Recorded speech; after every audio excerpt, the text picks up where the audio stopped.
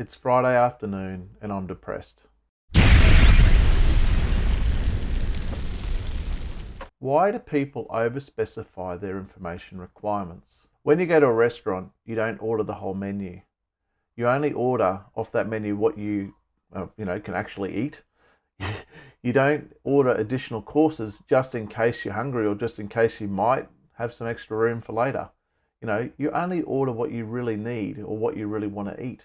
Now, by ordering the whole menu, not only will you not be able to consume it, and that's one of the other things, it's like, this information, you ask for all this information, you probably won't be able to consume it.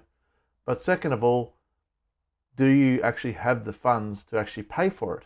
Now, asset owners, when they sit down and they figure out what they want built, they don't go and say, I'm building this hospital, and we have, certain number of beds associated with that hospital. Let's just build an extra 10 beds in case. Or my favorite one I like to use lately is Cross River Rail. Let's build an extra tunnel just in case we need it.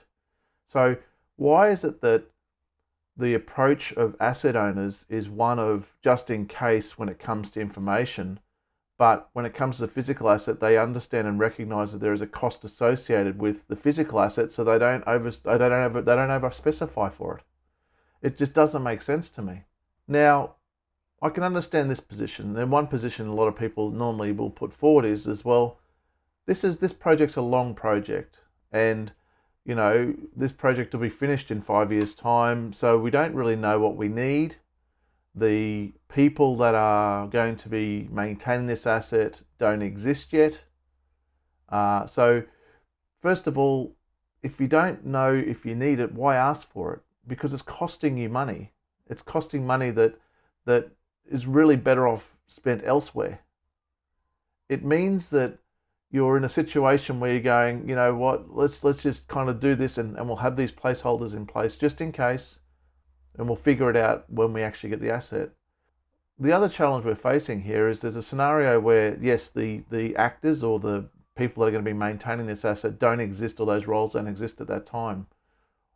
Why don't you invest at the start of the project in engaging a specialist in that type of asset management and ask them how they work today? Ask them what information they need to maintain that asset today and use that as the starting point.